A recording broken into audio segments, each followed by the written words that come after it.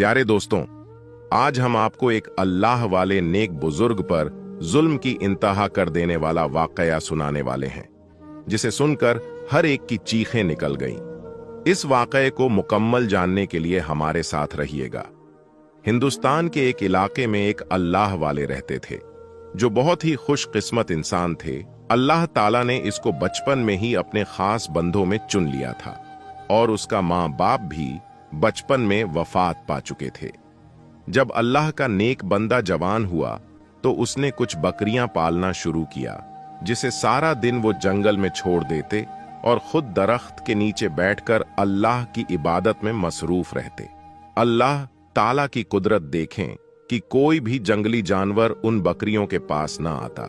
बकरियां जब पेट भरकर घास खा लेती, उसके पास आ जाती। अल्लाह वाले शाम होने से पहले अपने घर आ जाते।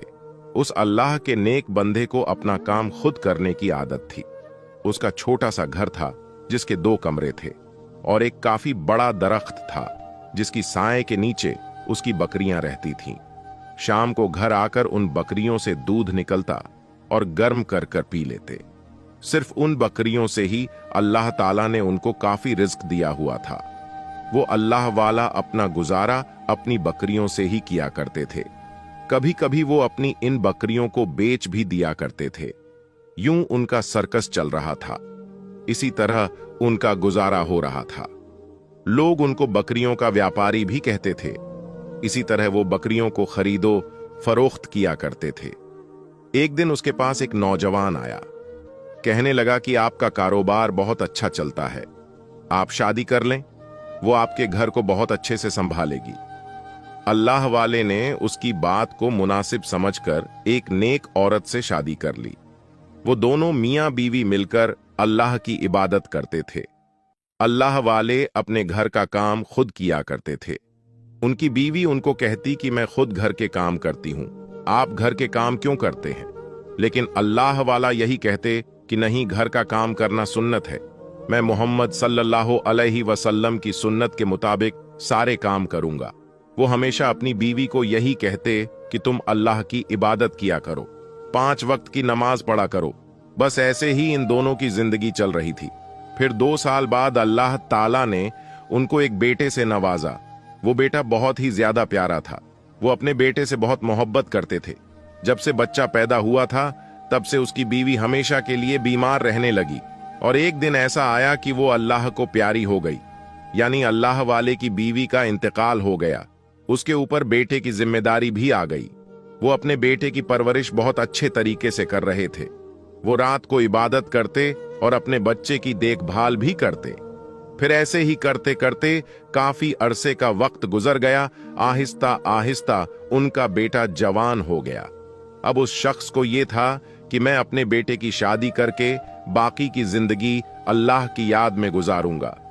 अल्लाह वाले को यह नहीं पता था कि उसके साथ क्या होने वाला है, मगर वो अपने बेटे से बहुत प्यार करते थे। उसने अपने बेटे को कभी मां की कमी महसूस नहीं होने दी थी। फिर उस अल्लाह वाले बुजुर्ग ने अपने बेटे की शादी कर दी। उसके घर में सिर्फ 2 कमरे थे। एक कमरा उन्होंने अपने बेटे और बहू को दिया। दूसरे कमरे में वो अल्लाह की इबादत करते थे। उन अल्लाह वाले बुजुर्ग का बेटा खेतों में काम करने लगा। जब वो खेतों में जाने लगा तो अपनी बीवी से कहने लगा कि मेरे बाबा जान का ख्याल रखना, क्योंकि उन्होंने बचपन से आज तक मेरा बहुत ज्यादा ख्याल रखा है। अब हम दोनों का फर्ज है कि हम दोनों मियां बीवी मिलकर उनका ख्याल रखें। और हां, एक बात याद रखना, मेरे अब्बा जान इबादत गुजार बंदे हैं, इनकी इबादत में कोई खलल मत डालना। वो इतना कहकर अपने खेतों में काम के लिए चला गया। कुछ दिन तो उनकी बहू ने घर की सफाई की, खाना बनाया, कपड़े धोए, बर्तन धोए। अल्लाह वाले बुजुर्ग ये सब देखकर बहुत ज्यादा खुश थे। वो अल्लाह का शुक्र अदा करने लगे कि मेरी बहू सब काम अच्छे से करने लगी। अब मैं सारा अल्लाह की इबादत में गुजार दूंगा। अल्लाह वाले बुजुर्ग ने वजू किया, हाथ में तस्बीह और कुरान पाक पकड़ा और बकरियों को लेकर जंगल की तरफ चले गए। एक दिन उनकी बहू कमरे से ना निकली। अल्लाह वाले बुजुर्ग ने सोचा शायद उसकी तबीयत खराब है, इसलिए आज वो सुबह की रोटी नहीं बना सकी। इसलिए अल्लाह वाले बुजुर्ग ने खुद ही आटा गूंधा रोटी बनाई और बाकी के घर के सब काम भी किए और फिर बकरियां लेकर जंगल की तरफ चले गए। जब बहू उठी उसने देखा कि घर के तो सारे काम हो चुके हैं, रोटी बनी हुई है। ये देखकर उसकी बहू बहुत ज्यादा खुश हो गई। फिर रोज से उसने यही नाटक शुरू कर दिया और रोज बेचारे अल्लाह वाले बुजुर्ग घर का सारा काम करते और चुपचाप अपनी इबादत में मसरूफ रहते। कभी भी अपने बेटे और बहू से किसी बात का शिकवा नहीं करते थे। एक दिन अल्लाह वाले बुजुर्ग का बेटा कहने लगा कि बाबा जान, आप बकरियों को लेकर जंगल में न जाया करें। आप ये बकरियों का काम अब छोड़ दें। अब मैं हूं ना, आपको जंगल जाने की कोई जरूरत नहीं। आप घर बैठकर अल्लाह की इबादत किया करें। वो अल्लाह वाले बुजुर्ग कहने लगे कि बेटा, बकरियां रखना सुन्नत है और अपने घर का काम अपने हाथ से करना भी सुन्नत है, इसलिए मैं कर लेता हूं। उनका बेटा कहने लगा कि नहीं अब्बा जान, अब आपके बूढ़े हाथों में जान नहीं रही कि आप खुद घर का काम करें। जब मैं छोटा था तब आपकी मजबूरी थी, अब आपकी कोई मजबूरी नहीं है। घर की जिम्मेदारी अब आपकी बहू की है और बाहर की जिम्मेदारी मेरी है। अब सिर्फ आप कमरे में बैठकर अल्लाह की इबादत करें। अगर आपको कुछ चाहिए होगा तो आप मुझे बताएं, आपको हर चीज मिल जाएगा। एक दफा उनका बेटा खेतों में काम करने के लिए चला गया।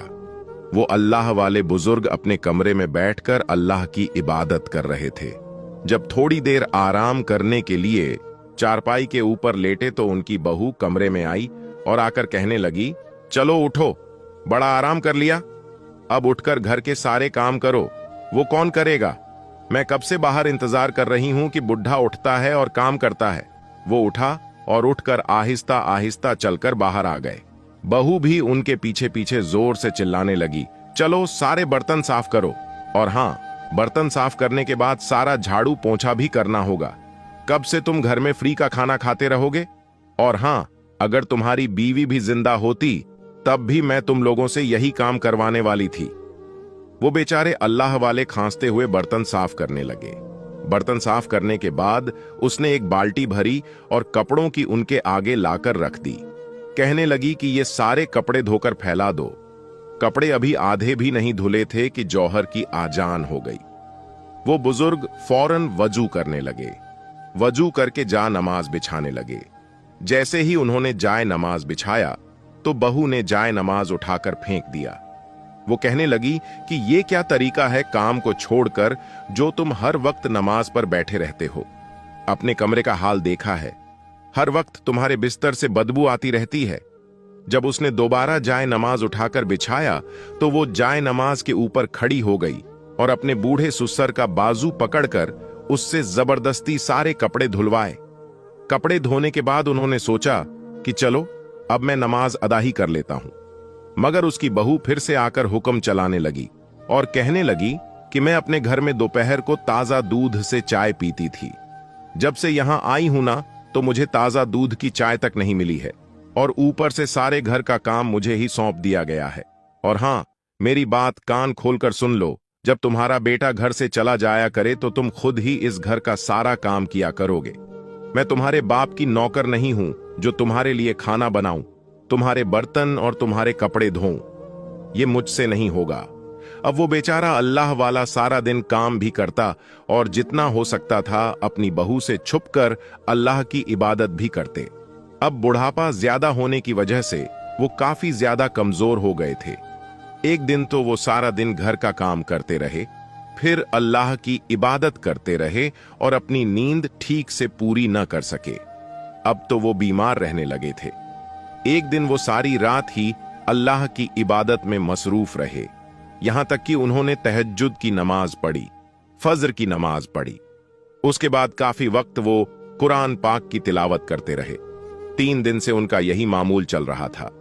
रात को इबादत, दिन को काम, और काम करते वक्त भी वो हर वक्त अपनी जुबान से अल्लाह का जिक्र करते थे, क्योंकि उनका कहना था कि काफी दिन से मैंने अल्लाह की इबादत ठीक से नहीं की। तीसरे दिन जब वो बर्तन धो रहे थे तो काफी हद तक बीमार होने की वजह से उनके हाथों से बर्तन छूट रहे थे और ठीक से साफ भी नहीं हो पा रहे थे। उनकी बहू वो बर्तन पकड़कर उनके हाथों के ऊपर फेंक रही थी। कहने लगी कि इन बर्तन को दोबारा से साफ करो। हम कोई जानवर हैं जो गंदे बर्तनों में खाना खाएं। वो बेचारे दोबारा उठे, बर्तन को इकट्ठा किया और फिर से साफ करने लगे। बर्तन साफ करते करते एकदम से उनको चक्कर आया और बर्तन के ऊपर ही गिर गए। वो जालिम बहू एक बार भी उन पर तरस ना खाई, अपने जूते की ठोकर से उनको उठाने लगी। जब वो उसकी ठोकरों से भी उठ नहीं पा रहे थे तो कहने लगी कि ये बुढ़ा हर वक्त नाटक करता रहता है, और जाकर अपने कमरे में लेट गई। जैसे बाहर का दरवाजा खुलने की आवाज आई, जल्दी से दौड़ती हुई बाहर आई। फिर अभी तक वो इधर इतनी धूप में बर्तनों में ही औंधे मुंह गिरे हुए थे। उनका बेटा बाहर दरवाजे से भागता हुआ आया।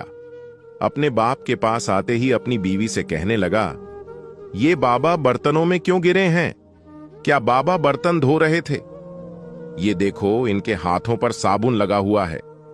उसकी बीवी कहने लगी, मैंने तो कोई भी इनको काम करने को नहीं कहा। असल में इनको शुरू से आदत है, अपना काम खुद करते हैं। आप इन बातों में वक्त जाया ना करें, इनको जल्दी से किसी हकीम के पास ले जाएं। बेटा जल्दी से उनको हकीम के पास ले गया। हकीम ने उनको दवाई भी दी और कहा कि इनकी खुराक का खास ख्याल रखें, क्योंकि ये काफी कमजोर हो गए हैं, इनको आराम की जरूरत है। मुझे लगता है इनकी नींद पूरी नहीं हो रही, हर वक्त थके थके रहते हैं। अगर ये चाहते तो सब कुछ अपने बेटे को बता सकते थे, मगर वो अपने बेटे का घर खराब नहीं करना चाहते थे।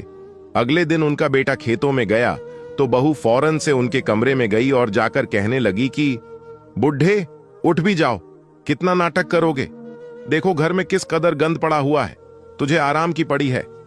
अल्लाह का नाम लेकर काफी मुश्किल से उठे और उठते ही खांसने लगे। खांसी के साथ उनकी सांस बड़ी मुश्किल से निकल रही थी। उस बेचारे ने सोचा कि चलो पहले मैं चाय बनाकर पी लेता हूं, ताकि कुछ गले को सुकून मिलेगा, उसके बाद बर्तन धो लूंगा। अभी उन्होंने चाय बनाने के लिए बर्तन पकड़ा था कि बहू हाथ में झाड़ू लिए उनके पास आई और कहने लगी कि चलो पहले सफाई कर लो। बीमारी की वजह से उस बेचारे ने 2 घंटे में थोड़ी सी सफाई की और लंबे लंबे सांस फिर से आ रहे थे। उसने सोचा कि ये सब तो होता रहेगा, क्यों ना मैं सबसे पहले कुरान पाक की तिलावत कर लूं। वो अल्लाह वाले हिम्मत करके वजू किया, कांपते हाथों से कुरान पाक खोला, कुरान पाक की तिलावत करने लगे। जालिम बहू को पता चला कि बुढ़ा कुरान पाक पढ़ रहा है। फौरन से झाड़ू लेकर आई और झाड़ू के साथ उनको पीटना शुरू कर दिया, उनको मारने लगी, मगर वो बेचारे तो खामोशी से कुरान पाक की तिलावत करते रहे। उस जालिम बहू ने 3 बार झाड़ू के साथ उनको मारा, उनके कंधों पर मारा। वो बेचारे दर्द से आंसू बहाते जा रहे थे। कुरान पाक को बंद करके उठे और कहने लगे कि बेटी, अब मुझसे काम नहीं होता, मुझ में इतनी ताकत नहीं है। मैंने सारी जिंदगी काम किया है, मगर अब मुझ में इतनी हिम्मत नहीं, मैं क्या करूं? वो कहने लगी कि जब अजान होती है तब तो टाइम मिल जाता है, हिम्मत आ जाती है। इतनी हिम्मत कहां से लाते हो कि उठकर नमाज पढ़ने लगते हो? बुढ़े एक बात कान खोलकर सुन ले, ये जो सारा दिन जमीन पर टक्करें मारते रहते हो, आज के बाद अगर तुमने मेरे सामने ये सब कुछ किया तो मैं तुम्हें इस घर से निकाल दूंगी। इतने पैसे तुम पर लगते हैं, इतनी दवाइयां लेकर आते हैं, अब जल्दी से सारे घर की सफाई करो, तेरा बेटा आने वाला है। अगर तुमने अपने बेटे को कुछ बताने की कोशिश की तो मैं तुम्हारे बेटे का घर बर्बाद कर दूंगी। वो अल्लाह वाले उसकी धमकी को खामोशी से सुनते रहे।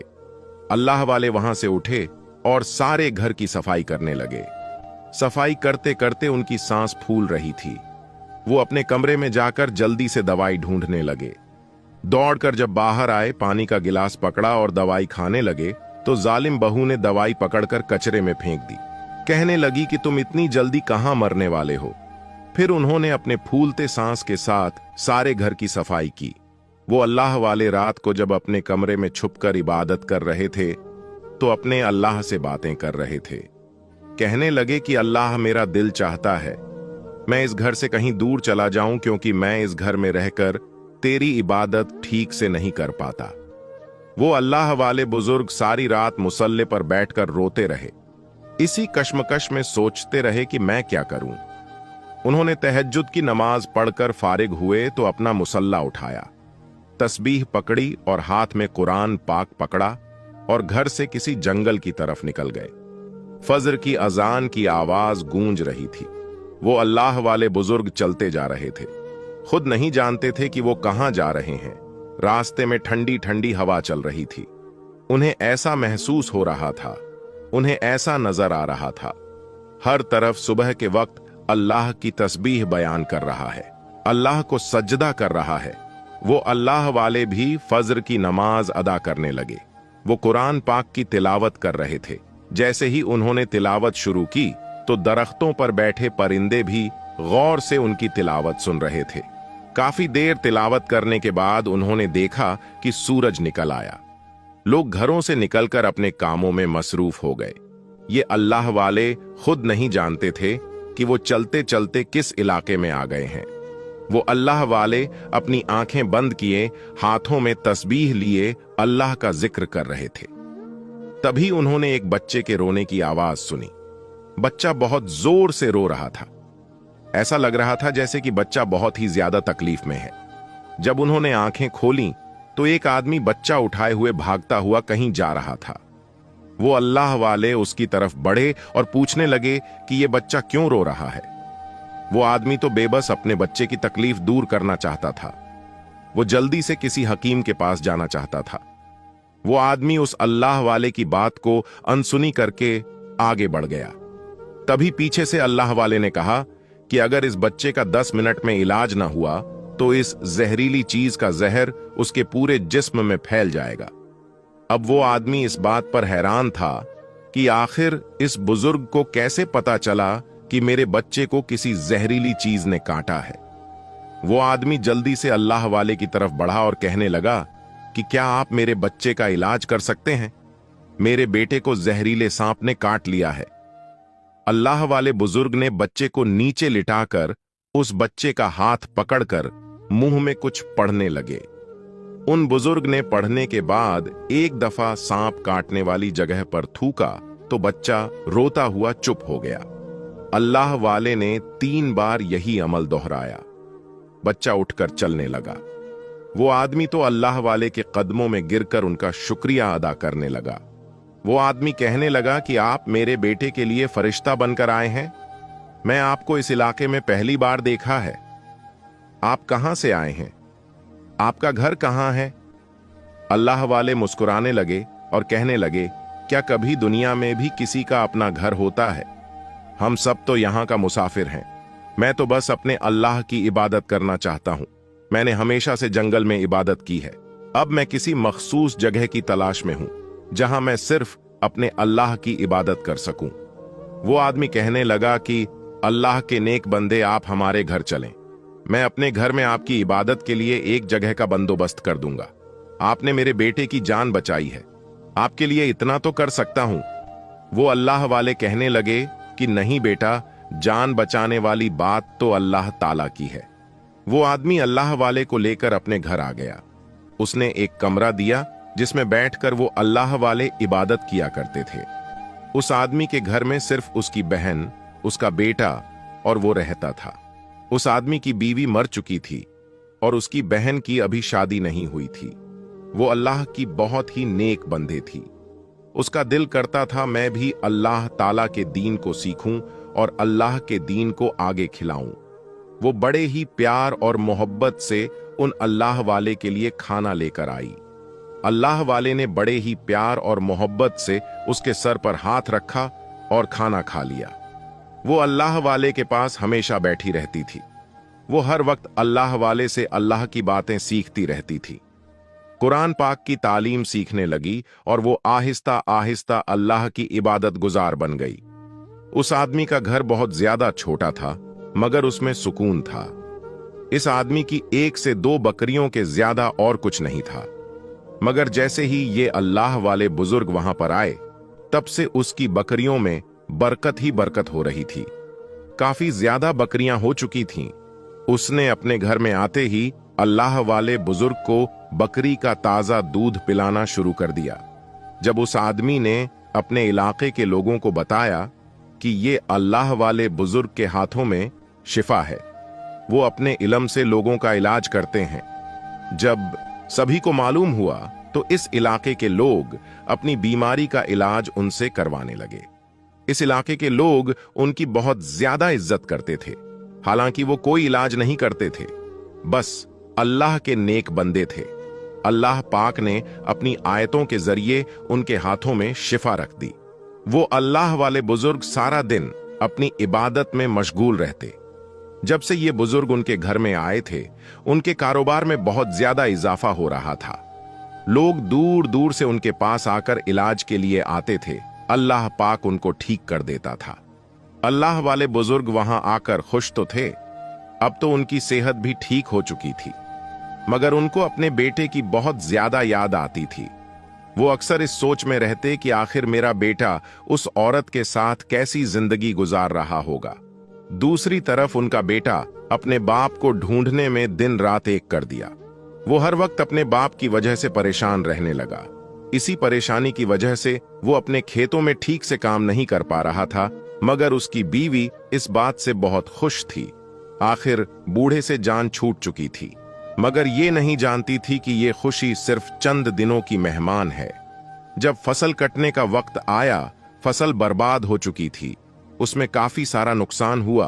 कुछ बकरियों ने दूध देना बंद कर दिया। ज्यादा बकरियां बीमारी की वजह से मर गईं। जब घर के हालात काफी खराब हो गए, तो उसकी बीवी ने अपनी असलियत दिखाना शुरू कर दी। अपने शौहर के आगे जबान चलाती, उससे हर वक्त झगड़ा करती। जब वो खेतों में न जाता तो उसको ताने देती, नकारा कहती। यहां तक कि उसको ठीक से खाना भी नहीं देती थी। खुद तो अच्छे से खाना खा लेती, मगर उसको जो बच जाता वही खाना उसके आगे फेंक देती। वो बेचारा यही समझता शायद घर में सब कुछ खत्म हो गया है, इसलिए सिर्फ सूखी रोटी पानी के साथ खानी पड़ ढहती है। मगर वो नहीं जानता था कि ये खुद ही बहुत ही अच्छा खाना खाती है। वो अपनी बीवी के लहजे से समझ चुका था, हो न हो मेरा बाप इसकी वजह से घर छोड़कर गया है। मेरा बाप घर में इबादत किया करता था। उसकी इबादत की वजह से अल्लाह ने बहुत बरकत रखी हुई थी। घर से मेरा बाप चला गया तो रौनक भी चली गई। अब वो अपने बाप की तरह घर से बाहर रहने लगा। वो भी बकरियों का व्यापार करने लगा। इस वजह से वो कई कई दिन घर नहीं आता था। एक दिन वो किसी दूसरे इलाके में बकरियां लेकर व्यापार के पास गया। उस व्यापार के पास काफी खूबसूरत बकरियां थीं, बिल्कुल ऐसी थीं जो कभी उसके बाप के पास हुआ करती थी। अभी वो दोनों व्यापारी बातें कर रहे थे कि उसकी नजर एक झोंपड़ी पर पड़ी, जो कि बाहर से काफी खूबसूरत दिखाई दे रही थी। ऐसे लग रहा था जैसे किसी ने उसको मस्जिद से सजाया हो। वो बकरियों का सौदा तय कर रहा था और वो उस आदमी से कहने लगा, इस झोपड़ी में कोई रहता है? वो आदमी कहने लगा कि जी हां, इस झोपड़ी में बहुत ही खास और नेक अल्लाह के वली रहते हैं, जिनके हाथों में अल्लाह ने बहुत शिफा रखती है। उनके कदमों में अल्लाह ने बहुत ही बरकत रखी है, क्योंकि जब से वो इस झोंपड़ी में आए हैं, हमारा घर बरकत वाला हो चुका है। लोग तो उनसे मिलने के लिए दूर दूर से आते हैं। वो कहते हुए कहने लगा, अगर आप इजाजत दें तो मैं उनसे मिल सकता हूं। वो उनसे मिलने के लिए बहुत ही बेताब हो रहा था। वो आदमी कहने लगा कि उसके लिए आपको थोड़ा सा इंतजार करना होगा, क्योंकि इस वक्त उनकी खास इबादत का टाइम है। आप असर की नमाज के बाद उनसे मिल सकते हैं। वो उनसे मिलने के लिए बाहर दरख्त के नीचे बैठकर इंतजार करने लगा। तब तक उस आदमी ने काफी मेहमान नवाजी उसकी की थी। थोड़ी देर बाद असर की अजान हुई। उन दोनों ने भी असर की नमाज अदा की और दोबारा उस दरख्त के नीचे आकर बैठ गए। अभी कुछ देर गुजरी थी कि झोंपड़ी का दरवाजा खुला। जैसे ही दरवाजा खुला, वो उठकर खड़ा हो गया। जब काफी अरसे बाद अपने बाप को देखा, जब उसने देखा कि ये तो मेरे बाबा हैं, वो अल्लाह वाले भी अपने बेटे की तरफ लपके। वो दोनों बाप बेटा एक दूसरे को गले लगाकर रोने लगे। वो आदमी उन दोनों को हैरत से देख रहा था। वो अपने बाप से कहने लगा कि बाबा, आपको मिलने के लिए मैं मछली की तरह तड़प रहा था, जैसे मछली पानी की तरह तड़पती है। वो अल्लाह वाले बुजुर्ग भी कहने लगे कि बेटा, मैं भी तुमसे मिलने के लिए बेताब था, मगर मैं क्या करता, मेरी मजबूरी थी। उधर अपनी इबादत में ठीक से नहीं कर पा रहा था। वो आदमी उनको सवालिया नजरों से देख रहा था। अल्लाह वाले बुजुर्ग ने कहा कि ये मेरा बेटा है। वो हैरान हुआ कि आपने हमें बताया क्यों नहीं कि आपका एक बेटा भी है। वो उस आदमी को लेकर एक अलग जगह पर गए और कहने लगे कि मैं जब भी इबादत करता था कि मेरी बहू मुझे इबादत करने नहीं देती थी, और मैं नहीं चाहता था कि मेरे बेटे का घर खराब हो और मेरी इबादत में खलल आए, इसलिए मैं घर छोड़कर वापस आ गया था। फिर वो अल्लाह वाले अपने बेटे के पास आए और कहने लगे कि बेटा, तुम जब चाहो मुझसे मिलने के लिए आ जाया करना। उनका बेटा कहने लगा कि नहीं बाबा जान, मैं आपको कहां कहां नहीं तलाश किया, आपके बगैर घर में कोई रौनक नहीं है और न ही मेरा दिल लगता है। मुझे वो घर आपके बिना कब्रिस्तान लगता है बाबा जान। प्यारे दोस्तों, सही में जिस घर में वालदैन का साया न हो, वो घर घर नहीं रहता बल्कि एक कब्रिस्तान बन जाता है।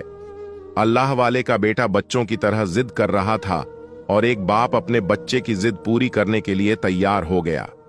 अब जब बुजुर्ग अल्लाह वाले वहां से जाने लगे तो वो आदमी और उसकी बहन और उसका बेटा रो रहे थे, क्योंकि वो नहीं चाहते थे कि ये अल्लाह वाले वहां से जाएं। मगर वो अपने बेटे के हाथों मजबूर हो गए और अपने बेटे के साथ चल पड़े। उनका बेटा खुद भी अपने घर में काफी दिन से नहीं आया था। जब काफी दिन बाद उसने अपने घर में दस्तक दी तो उसकी बीवी दौड़ती हुई दरवाजा खोलने के लिए आई तो पूछने लगी कि कौन है। उसके शौहर ने कहा कि दरवाजा खोलो, मैं हूं। जब उसने दरवाजा खोला तो सामने का मंजर देखकर उसकी हैरत से आंखें खुल गई। वो हैरान हो रही थी कि इतने अरसे के बाद ये बुढ़ा फिर से आ गया, हमारा जीना हराम कर देगा। वो अल्लाह वाले अपनी बहू को देखकर समझ चुके थे कि ये मेरे आने से खुश नहीं है।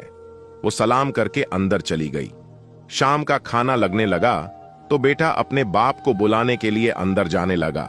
उसकी बीवी कहने लगी कि रहने दे, उनको आराम करने दे, मैं उनका खाना उनको कमरे में दे आऊंगी ताकि ये आराम से खा सके। वो कहने लगा कि नहीं, आज बाबा जान हमारे साथ मिलकर खाना खाएंगे। काफी अरसे से उन्होंने हमारे साथ खाना नहीं खाया। वो मुंह लटकाती हुई खाना लगाने लगी। वो अपने बाप को बुलाने के लिए चला गया। वो दोनों बाप बेटा बहुत मजे और खुशी से खाना खा रहे थे। अल्लाह वाले बुजुर्ग की रूटीन तो वही थी। रात को ईशा की नमाज के बाद काफी देर तक वो इबादत में लगे रहते थे और तहज्जुद पढ़ते, सुबह की नमाज पढ़ते, सूरज निकलने तक कुरान पाक की तिलावत करते रहते। वो खामोशी से ये सब बर्दाश्त कर रही थी क्योंकि उसका शौहर उस वक्त घर में मौजूद था। जब उसका शौहर घर से बाहर चला गया तो सीधा अल्लाह वाले के कमरे में गई और जाकर उनकी चारपाई को जोर से अपने पांव के साथ झटक रही थी। कहने लगी कि चल अब उठ जा, सफाई कर, कहां से आ गया है मुंह उठाकर रोटियां तोड़ने के लिए? हम तो पहले ही मर रहे हैं। मैं तो सोच रही थी कहीं मर गया होगा डूब कर। वो हमेशा की तरह उठकर चुपचाप सफाई करने लगे। फिर बर्तन धोए, उसके बाद सारे कपड़े धोए।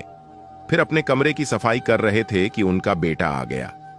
जब बेटे ने देखा कि मेरा बाप सफाई कर रहा है तो कहने लगा कि बाबा, आपको क्या जरूरत है काम करने की? ये सब तो आपकी बहू कर देगी, आप परेशान क्यों होते हैं? ये सुनकर बहू दौड़ती हुई आई और कहने लगी कि आप ना करें बाबा, ये सब काम करके आप हमें शर्मिंदा करते हैं। मैं सब कर लूंगी, बस आप आराम करें। अब आपकी आराम करने की उम्र है। अब फिर उनकी वही जिंदगी शुरू हो चुकी थी। सुबह रोज काम करना, नमाज के लिए कोताही हो जाना। कभी नमाज छूट जाती क्योंकि बहू इबादत करने से चिढ़ती थी। बस ऐसी ही जिंदगी चल रही थी। एक दिन काफी ज्यादा धूप थी। वो बुजुर्ग धूप में बर्तन साफ कर रहे थे। बर्तन साफ करते हुए कि बाहर का दरवाजा खुला और अंदर एक लड़की दाखिल हुई। वो यही लड़की थी जिसके पास ये बुजुर्ग रहकर आए थे और उनको अल्लाह का दीन सिखा रहे थे। जब उसने देखा कि वो बर्तन धो रहे हैं तो कहने लगी कि आप बर्तन क्यों धो रहे हैं? आपकी बहू कहां है? जब अल्लाह वाले ने उस लड़की को देखा तो बहुत ज्यादा खुश हुए। फिर कहने लगे कि बेटी, मेरी बहू के सर में बहुत ज्यादा दर्द हो रहा था, इसलिए मैंने सोचा कि मैं बर्तन साफ कर देता हूं। गंदे बर्तन पड़े हुए थे, अच्छे नहीं लग रहे थे। तुम बताओ कैसी हो? वो कहने लगी कि बाबा, मैं तो ठीक हूं, मेरा अपने घर में दिल नहीं लग रहा। जब से आप उस घर से आ चुके हैं हमारा दिल नहीं लगता। भाई भी आपके लिए बहुत ज्यादा परेशान हैं और आपको बहुत ज्यादा याद करते हैं। वो लड़की भी अल्लाह वाले को अपना बाप जैसा समझती थी, क्योंकि उस लड़की को भी अल्लाह की इबादत करने का बहुत शौक था। ये लड़की अल्लाह वाले से बहुत ज्यादा दीन की तालीम सीख चुकी थी। जब ये लड़की अल्लाह वाले से मिलती तो उस लड़की को अल्लाह वाले में अपना बाप नजर आता, उन जैसी शफकत मिलती और ये अल्लाह वाले भी उसको अपनी बेटी जैसी मोहब्बत दिया करते थे। और आज जैसे ही ये उनके घर में दाखिल हुई, उनसे मिलने के लिए आई, तो इस हालत में देखकर वो तड़प उठी और कहने लगी कि बाबा जान, आपकी तबीयत ठीक नहीं लग रही और आप इतनी तेज धूप में बर्तन धो रहे हैं, चले छोड़े, ये काम मैं खुद कर लूंगी। वो लड़की अल्लाह वाले को उनके कमरे में ले गई। उसी वक्त उनका बेटा वहां आ गया। वो बकरियां घर में लेकर दाखिल हुआ था। वो बीवी से कहने लगा कि ये बाबा जान किससे बातें कर रहे हैं। उसकी बीवी कहने लगी कि मुझे नहीं मालूम कि कौन है। उन दोनों मियां बीवी ने आकर देखा कि बाबा जान किससे बातें कर रहे हैं। उनको देखकर वो लड़की खड़ी हो गई। वो लड़की फुल हिजाब में थी। उसने उनको सलाम का जवाब दिया। ये अपनी बीवी को बताने लगा कि किस तरह बाबा जान ने इस लड़की को अपनी बेटी बनाया है, क्योंकि अल्लाह वाले अपने बेटे को सब कुछ पहले ही बता चुके थे। अब तुम अकेले मेरे बेटे नहीं हो, मेरी एक बेटी भी है।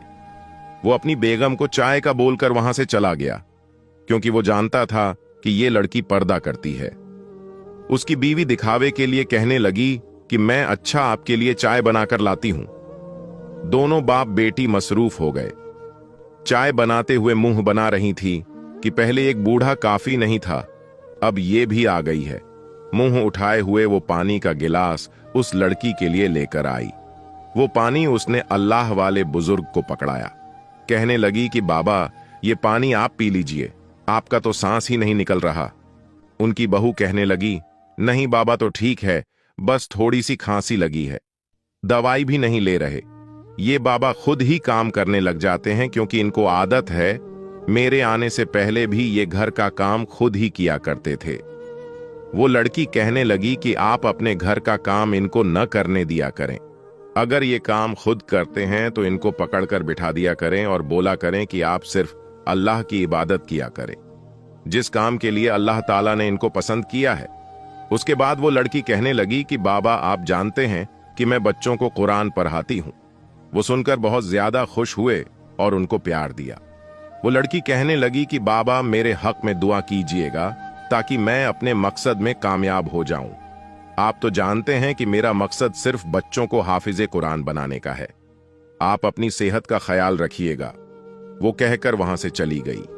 वो अल्लाह वाले सारे दिन की थकन दूर कर रहे थे।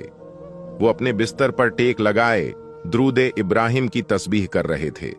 जालिम बहू उनके कमरे में आई और उनकी तस्बीह पकड़कर फेंक दी और कहने लगी कि बाकी के काम कौन करेगा? अगर तुम्हें यहां पर रहना है तो काम करना पड़ेगा। बड़ी मोहब्बत है तुम्हें अपने बेटे से, बेटे का काम भी किया करो। अपनी बहू को कहने लगे कि बेटा, जो कुछ कहना है मुझे कहा करो और मेरी तस्बीह मत फेंका करो, इतना जुल्म मत करो, ऐसा काम अल्लाह को पसंद नहीं है। वो बेचारा अभी कुछ बोल ही रहा था कि जालिम बहू ने बुजुर्ग को पकड़ बाहर कमरे से धक्का दे दिया। कहने लगी कि चल बुढ़े, काम कर। जितनी फुर्ती से इबादत करता है, अगर इतनी फुर्ती से काम करे तो घंटों का काम मिनटों में हो सकता है। वो बेचारे अपनी कांपती टांगों के साथ उठे और सहन में झाड़ू देने लगे। कच्चा सहन होने की वजह से काफी मिट्टी उठ रही थी। अब उस मिट्टी के उड़ने की वजह से अल्लाह वाले को खांसी आने लगी। वो खांसते खांसते काफी देर उस सहन में बैठे रहे, मगर जालिम बहू को उन पर जरा तरस ना आया। कहने लगी कि चल बुढ़े, जल्दी कर, इतना काम पड़ा है। उनकी बहू काम न होने के बावजूद भी जानबूझकर उनको काम पर लगाए रखा। आज अल्लाह वाले बुजुर्ग ने काम बहुत ज्यादा किया था, जिसकी वजह से उन्होंने खाना भी नहीं खाया था और उनसे कोई नमाज भी अदा न की गई, क्योंकि उनकी बहू उनको नमाज पढ़ने नहीं दे रही थी। आज वो बहुत ज्यादा रो रहे थे, मगर उनकी जबान को अल्लाह के जिक्र से कोई नहीं रोक सकता था। वो हर वक्त अपनी जुबान से अल्लाह का जिक्र कर रहे थे। वो रात को जब थक हार कर अपने कमरे में वजू करके मुसल्ला देखा तो मुसल्ला नहीं था, तस्बीह देखी तो वो भी मौजूद नहीं थी। मगर उस अल्लाह वाले ने हिम्मत नहीं हारी। उन्होंने साफ कपड़ा बिछाकर नमाज अदा की और अपनी उंगलियों पर तस्बीह करने लगे। सुबह हुई तो फज्र की नमाज के बाद वो कुरान पाक की तिलावत कर रहे थे। बाहर बर्तनों की आवाज आ रही थी। वो अपने बर्तनों को जोर जोर से फेंक रही थी। वो अल्लाह वाले कुरान की तिलावत छोड़कर बाहर आए। क्या देखते हैं कि सारे सहन में बर्तन बिखरे हुए हैं, कचरे के ढेर लगे हुए हैं और एक तरफ गंदे कपड़े पड़े हुए हैं। शायद आज उनका बेटा सुबह बकरियां लेकर जल्दी चला गया था, इसलिए आज सुबह को ही तमाशा लगाए बैठी हुई थी ताकि ये इबादत न कर सके। बस उनकी लंबी लंबी इबादत से बहुत चिढ़ती थी।